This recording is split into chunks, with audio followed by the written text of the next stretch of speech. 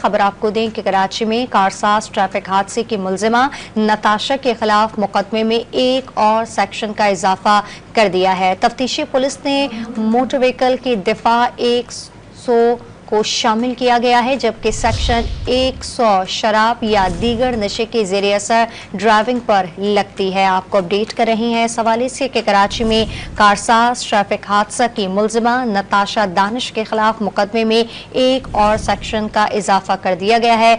तफ्तीशी police ने motor vehicle की दिफा 100 को शामिल किया है। सेक्शन 100 शराब या दीगर नशे के ज़ेरे असर ड्राइविंग पर लगती है। तफसील जानते हैं डॉन न्यूज़ के नुमाइंदे मोहम्मद बिलाल खान से। बिलाल, बताएगा क्या पेशरफ्त सामने आई है मजीद?